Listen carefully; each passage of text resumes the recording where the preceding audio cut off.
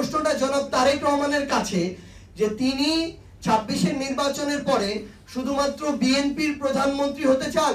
যতদিন না এই গণভোটের রায় বাস্তবায়ন হচ্ছে এবং জুলাই সনদ বাস্তবায়ন হচ্ছে ততদিন পর্যন্ত সংসদে তাদের জায়গা থেকে কথা বলবে, রাজপথে তাদের জায়গা থেকে কর্মসূচি চলমান রাখবে। কতজন ঋণ খেলাপি এবং কত টাকা ঋণ খেলাপি সেই তথ্য তারা দিচ্ছেন, কিন্তু এটা তাদের খুব ভালো করে জানা থাকার কথা। বিএনপির এবারের নির্বাচিত রানিং 7 জন এমপি প্রায় 4000 কোটি টাকা ঋণ খেলাপি, যেটা অলমোস্ট সংসদে বর্তমান রানিং এমপি যারা আছেন তাদের টোটাল ঋণ খেলাপির পরিমাণই এটা। ঘরের অবস্থা ঠিক না করে মানুষকে এসব হিসাব দেওয়াটা হচ্ছে নির্লজ্জতা। কারণ তারা তাদের জায়গা থেকে যে হিসাবগুলো দিচ্ছেন প্রত্যেকটার প্রত্যক্ষ পরোক্ষভাবে তাদের আশেপাশের মানুষগুলো। আরেকটা জিনিস শুধু উল্লেখ করব, মাঠ পর্যায়ে যারা ধানের শীষের বিপরীতে নির্বাচন করেছিল, সাপড়াকলি বলেন, দাড়িপাল্লা বললেন, অন্য যে কোনো মার্কার নির্বাচন যারা করেছিল তাদেরকে এখন বিভিন্ন মিথ্যা মামলায় ফাঁসানো হচ্ছে। ওই ঘটনাস্থলে সেই মানুষটাই ছিল না, তার তো দূরের কথা, তার পরিবারের কারো সম্পৃক্ততাই ছিল না, তারপরও তাদের নাম দিয়ে দেওয়া হচ্ছে শুধু এ কারণে যেন তারা একটা ভীত সন্ত্রস্ত অবস্থায় থাকে এবং যেন তাদের কোনো রাজনৈতিক কার্যক্রম না দেখা যায় স্থানীয়ভাবে।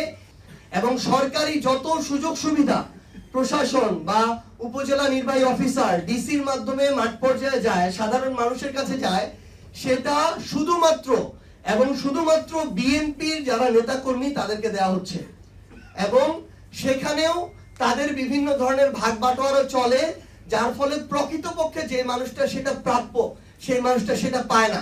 তো বিএনপি কে ভোট দিয়েছে 50% মানুষ, তাহলে বাকি 50% মানুষ যারা আছে বাংলাদেশের তারা যত বেশি দরিদ্র হোক না কেন, তাদের অবস্থা যতই খারাপ হোক না কেন, তাদের পর্যন্ত সরকারের সুযোগ সুবিধাগুলো পৌঁছাচ্ছে না।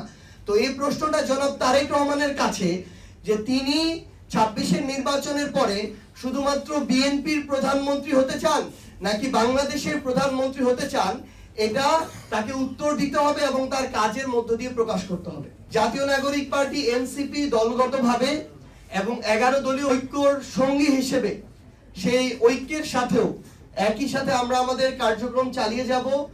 আগামীকালকে থেকে আমরা প্রথমে গণসংযোগ কর্মসূচি শুরু করছি। ক্ষমতায় এসেই বিএনপি কিভাবে তাদের জায়গা থেকে গণরায়কে অমান্য করছে, গণভোটকে তারা রীতিমতো ঠাট্টা করছে এবং জুলাই সনদকে তারা প্রতিনিয়ত প্রতারণা করছে, এই সামগ্রিক সচেতনতামূলক আমরা লিফলেট তৈরি করেছি এবং আগামীকালকে থেকে আমরা এই গণসংযোগ শুরু করছি। আমরা পরশুদিন থেকে ঢাকা মহানগরের পরে আমাদের যে অন্যান্য যে মহানগরগুলো রয়েছে, বিভাগীয় শহরগুলো রয়েছে, প্রত্যেকটি জায়গায় আমরা বিক্ষোভ সমাবেশ এবং আমাদের মিছিল করব। মহানগর বা বিভাগীয় পর্যায়ে বিক্ষোভ মিছিলের পর দিন আমরা আবার জেলা পর্যায়গুলোতে বাংলাদেশের 64 জেলাতেই আমরা দলগতভাবে এবং 11 দলীয় ঐক্যের পক্ষ থেকে আমরা মিছিল এবং সমাবেশ করছি। আমাদের শহীদ পরিবার এবং জুলাই যারা আছেন তাদের মুখেই আমরা শুনতে চাই যে তারা তাদের জায়গা থেকে এই গণভোটের বাস্তবায়ন চান কিনা, জুলাই সনদের বাস্তবায়ন চান কিনা। এবং এইটুকু আমরা স্পষ্ট করে বলে রাখি, জাতীয় নাগরিক পার্টি এনসিপি এবং 11 দলীয় ঐক্য যতদিন না এই গণভোটের রায় বাস্তবায়ন হচ্ছে এবং জুলাই সনদ বাস্তবায়ন হচ্ছে ততদিন পর্যন্ত সংসদে তাদের জায়গা থেকে কথা বলবে, রাজপথে তাদের জায়গা থেকে কর্মসূচি চলমান রাখবে।